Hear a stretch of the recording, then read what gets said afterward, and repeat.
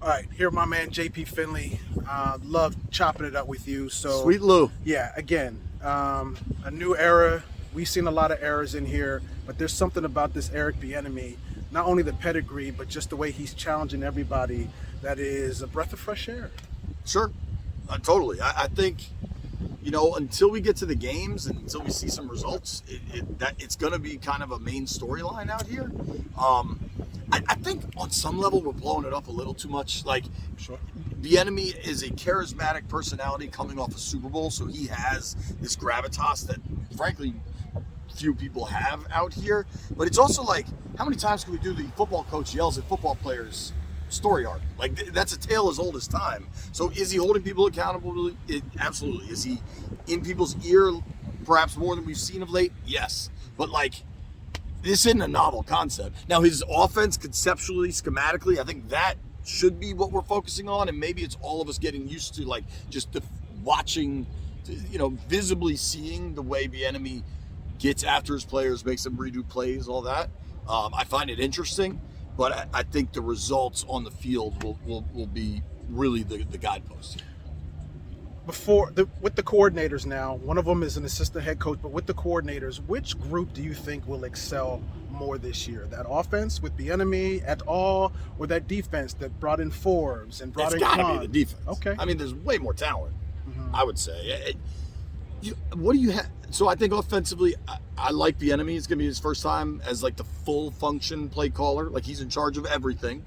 So as much as there's a lot of excitement about EB, we also don't know what that's going to look like. And then I think you still have questions at O-line. You still have questions at quarterback. Whereas defensively, I mean, linebackers a question mark. They've kind of minimized the role of linebackers in this defense. They play a lot of that 5-on-5. They've added to the secondary where they had real depth questions. I think Forbes looks like a stud. I don't think there's any question.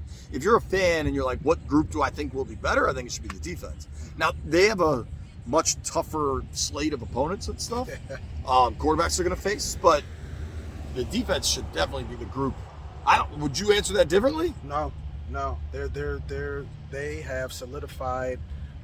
They've taken all those categories where they were fringe top 10 or whatever, and they've purposely gone out to make turnovers. And bringing Daron Payne was one part, and they have now a back that matches the front that they haven't had since Sean was here. The funny thing is, Sean had St. Juice, he had Forbes, he had all of those guys all wrapped into one. That's how good he was, right? But the overall and LT, the overall defense, I do agree with you. I just wanted to see what you thought as far as because Jack Del Rio still got to scheme them up.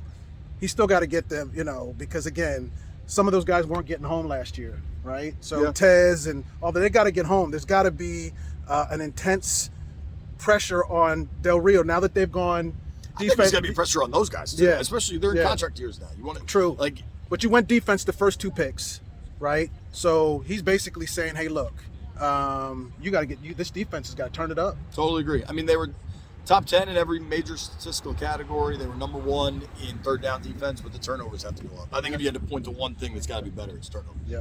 JP Finlay, thank you so much always. Anytime. My man.